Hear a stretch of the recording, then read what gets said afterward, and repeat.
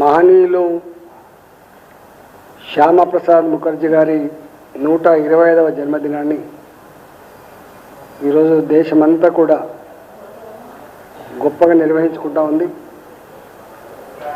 ఈ సందర్భంగా ఆ మహనీయునికి జన్మనిచ్చిన గడ్డ బెంగాల్లో ఈరోజు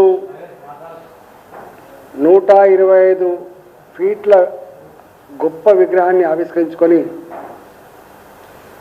భారతమాత ముద్దుబిడ్డగా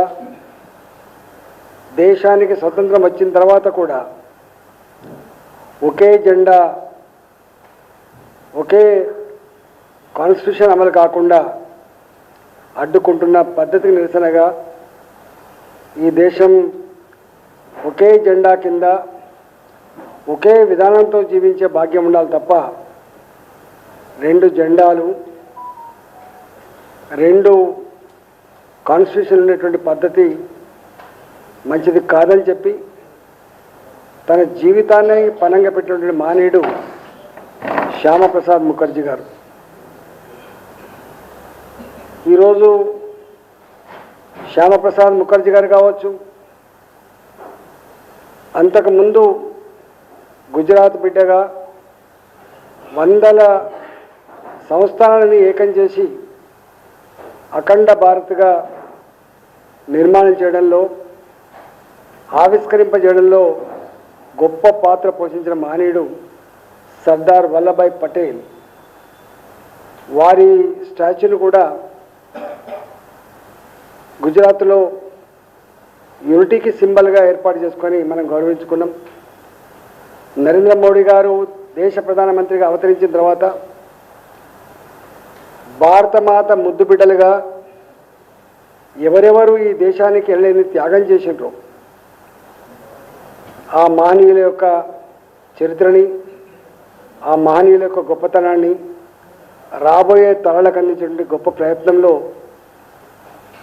స్టాచ్యూ ఆఫ్ యూనిటీ ఇవాళ అదేవిధంగా బెంగాల్ గడ్డ మీద ఆ మహనీయుడి విగ్రహాన్ని ఆవిష్కరించడం రేపటి భావి భారత పౌరులకి త్యాగాల చరిత్ర గుర్తుండాలని చెప్పి మనవి చేస్తూ, మోడీ గారి నాయకత్వంలో ఆనాడు కోల్పోయిన మన భారతీయ సంస్కృతి సాంప్రదాయాలని, మన విశ్వాసాలని, మన ఆలయాలని ఒకటొకటిగా పునరుద్ధరించుకుంటూ మన పూర్వ వైభవాన్ని సంతరించుకుంటున్న ఈ సందర్భంలో ఆ మహనీయులకి నిజంగా గుర్తు చేసుకోవడం, ఆ మహనీయుల యొక్క ఆశయాలని అమలు చేసే క్రమంలో ఇవాళ మోడీ గారు చేస్తున్న కృషి అభినందనీయమని చెప్పి తెలియజేస్తూ ఈరోజు వారికి ఘనంగా నివాళులు.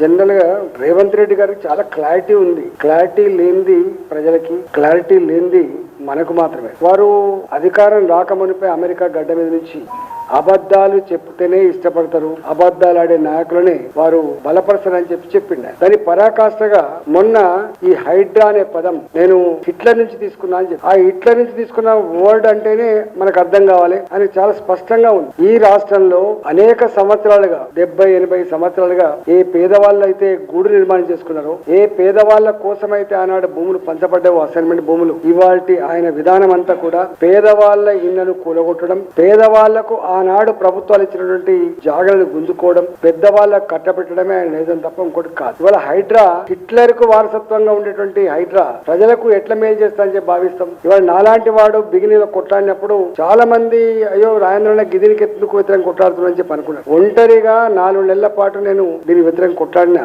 4 నెలల తర్వాత మాత్రమే అర్థమైంది దీని నిజ స్వరూపమేందో. ఇవాళ కోర్టులు బాధనిపించే అంశం ఏంటి, ఇవాళ ఏ సంస్థ కానీ, అది రాష్ట్ర ప్రభుత్వం కానీ, కేంద్ర ప్రభుత్వం కానీ, ప్రభుత్వాల పరిధిలో ఉన్నటువంటి సంస్థలు కానీ రాజ్యాంగానికి లోబడి, చట్టానికి లోబడి పనిచేస్తాయని చెప్పి అనుకుంటాం. కానీ రంగరాజన్ గారు హైడ్రా నాకు ఏ చట్టంతో సంబంధం లేదు, నాకు ఏ కోర్టుతో సంబంధం లేదు, నన్ను ఎవరు నిలువరించజాలరు, నేను అందరికంటే అతీతమైన శక్తిని అని చెప్పి వారు వివరిస్తున్న తీరు మాలాంటోళ్ళని ఖండించడం కాదు, స్వయంగా కోర్టే అనేక సార్లు ఆయనకు మందలించి నీకు చట్టం అంటే గౌరవం లేదా, నువ్వు చట్ట పరిధిలోకి రావా, నువ్వేం చదువుకున్నావు, నువ్వు సాటర్డే వచ్చిందంటే సండే వచ్చిందంటే కోర్టులకు పోకూడదని చెప్పి నువ్వు ధ్వంసం చేస్తా ఉన్నావు. ఇది మంచి పద్ధతి కాదని చెప్పి మందలించడమే కాదు, నువ్వు జాగ్రత్తగా ఉండు లేకపోతే నేను జైల్లో పెడతామని చెప్పిన తర్వాత కూడా వాళ్ళు మార్చుకోకపోతే దాని పరిణామం చాలా తీవ్రంగా ఉంటది. ఇవాళ ఇవన్నీ కూడా నేను అస్మత్పేటకి పోయినా. అస్మత్పేటలో మహిళ తను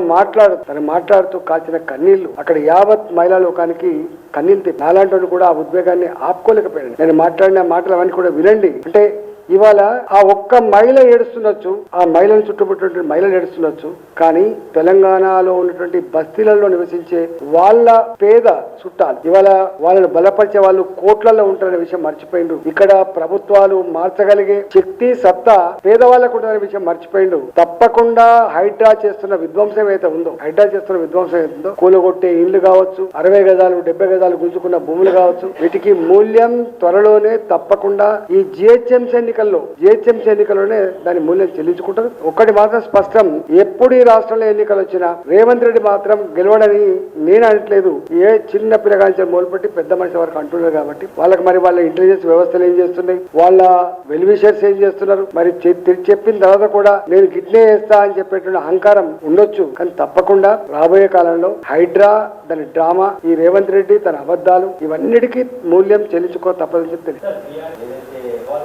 సరే, ఇప్పుడు దాని మీద ఇప్పటికే అనేక కమిటీల రూపంలో, కమిషన్ల రూపంలో చర్చ జరిగిన దాని జోలికి పోను. కానీ ఒకటి మాత్రం చేయాల్సిన అక్కర ఉంది. ఎందుకంటే అవగాహన లేదు, అవగాహన ఉంది అని పక్కకు పెడితే దాని పైన ఉన్న అన్నారం, ఇంకా దాని పైన ఉన్న సుందిల్లా, ఆ పైన ఉన్నటువంటి ఎల్లంపల్లి, ఇవన్నీ కూడా ప్రాజెక్టు వాళ్ళు డ్యాములు గాని లేకపోతే వాటి పంప్ హౌజులు గాని వాళ్ళ మోటార్లు గాని పర్ఫెక్ట్ గా ఉన్నాయి. కాబట్టి ఇక్కడ ఈ కన్నెపల్లి పంప్ హౌజులలో ఇక్కడ ఉండే సుగుణం ఏంటంటే, కన్నెపల్లి పంప్ హౌజులు ఏవైతే ఉన్నాయో ఒక 50,000 కుసక నీళ్ళు వచ్చినా కూడా ఈ పంపులో నీళ్ళు వచ్చే ఆస్కారం. ఇప్పుడు 90,000 1,00,000 కుసకలు నీళ్లు పోతున్నాయని అంటున్నారు కదా. మీకు తెలిసి ఎలినినో వచ్చింది, భయంకరమైన కరువు రాబోతుందని చెప్పండి. నా ఇక్కడ భేషజాలు పోకుండా నువ్వు తప్ప నేను తప్ప, ఇలా నువ్వు దుర్మార్గుడువా నేను దుర్మార్గుడు అనేటువంటి పద్ధతి పక్కకు పెట్టి ఇలా ఇన్ని వేల కోట్ల రూపాయలు పెట్టి కట్టబడ్డటువంటి ఇన్ఫ్రాస్ట్రక్చర్ కాబట్టి ఎల్నినో వస్తుందని చెప్పి హెచ్చరికలు జారీ చేస్తున్న సందర్భంలో ఇవాళ జూలై మాసం వచ్చినప్పటికీ కూడా వర్షాలు లేక విత్తనాలు కూడా వేరే ఈ పరిస్థితుల్లో తాగే నీళ్ల కోసం మనం డిపెండ్ అయ్యేదంతా కూడా కృష్ణా నది మీద,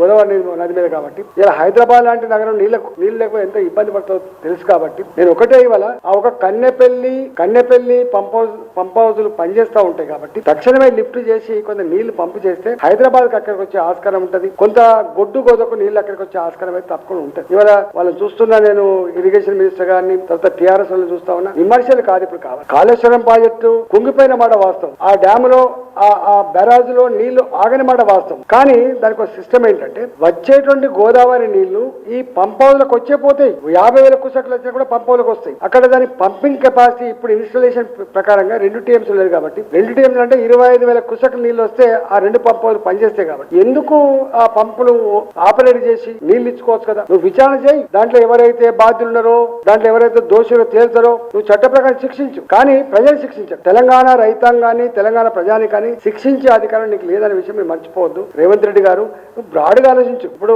ప్రతిదీ కూడా నేను ఒక చిన్న ఎగ్జాంపుల్ చెప్తాం. ఆ ప్రభుత్వం చేసింది కాబట్టి నేను చేయను అనే పద్ధతి తప్పు కదా. ఎప్పుడో రాజశేఖర్ గారు ఆరోగ్యశ్రీ ప్రవేశపెట్టాడు. ఇవాళకి అది మంచి స్కీమ్ కాబట్టి ప్రజలు ఏ ప్రభుత్వమైనా అనుసరిస్తుంది. ఇవాళ ప్యాడీ పర్చేజ్ స్కీమ్ ఉన్నది మనకు. మరి డీసీపీ స్టేట్ మనది, వేరే స్టేట్లే కాదు. 100% డీసీపీ స్టేట్ మనది. మొత్తం పంట అంతా కూడా మనమే కొనేటువంటి సిస్టమే డీసీపీ సిస్టమ్ అంటే డీసెంట్రలైజేషన్ ప్రొక్యూర్మెంట్ సిస్టమ్. ఇలా ఆచరిస్తా ఉన్నాం. ఇలా ఫీ రియంబర్స్మెంట్ ఉంది, మంచి స్కీమ్, పేదవాళ్ళకు చదువుకోవడానికి ఆచరిస్తా ఉన్నాం. ఇవాళ కాళేశ్వరం ప్రాజెక్ట్ కట్టబడ్డది. కాళేశ్వరం అనగానే ఒక కన్నెపల్లి పంప్ హౌస్ లో లేకపోతే కాళేశ్వరం అదే కాదు కదా. ఇది అనేక రకాల డ్యాములు ఉన్నాయి, దీంట్లో అనేక రకాల పంప్ హౌస్లు ఉన్నాయి, 1000 కిలోమీటర్ల పైప్ లైన్లు ఉన్నాయి, దానికి లింక్ చేయబడినటువంటి చెరువులు ఉన్నాయి, ఇవన్నీ ఉన్నాయి. కాబట్టి ఒకటి కుంగిపోగానే దాన్ని మొత్తం పక్కకు పెట్టేసి ఇక చూసినవా ఇది మొత్తం పోయింది కాబట్టి రేపు తాగే నీళ్లు దొరకవు, రేపు గొడ్డు గోదొకటి నీళ్లు దొరకనటువంటి నువ్వు మెసేజ్ పంపాలనేటువంటి మూర్ఖ ప్రయత్నం బంద్ చేసి తక్షణమే వాటిని రిపేర్ చేసి నీళ్లు పంపు చేయమని చెప్పి నేను డిమాండ్ చేస్తాను.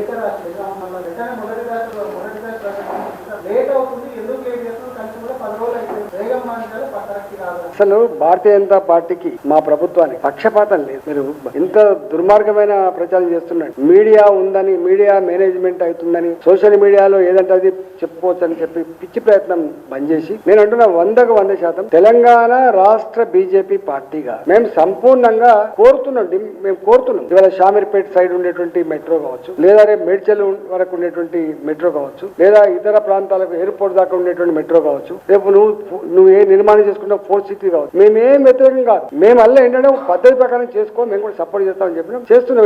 ఫేజ్ 1 13,000 కోట్ల పైచి, ఫేజ్ 2 40,000 కోట్ల పైచిలు. ఇవాళ మా కట్టర్ గారే దాన్ని చూస్తా ఉన్నారు. తప్పకుండా అది తొందరగా రావడంలో భారతీయ జనతా పార్టీ మంత్రులుగా, భారతీయ జనతా పార్టీ ఎంపీలుగా తప్పకుండా కమిట్మెంట్ తో ఉన్నాం. దాన్ని తేవడంలో మా పాత్ర తప్పకుండా ఉంటుంది. ఇలా రేవంత్ రెడ్డి చెప్పినంత మాత్రాన కాదది. మీకు ఒకటి, ఇవాళ RRR రోడ్ ఉంది. RRR రోడ్ ఎవరు ఇస్తున్నారు? మనమే ఇస్తున్నాం కదా. ఇవాళ మీరు ఎక్కడికైనా పోండి.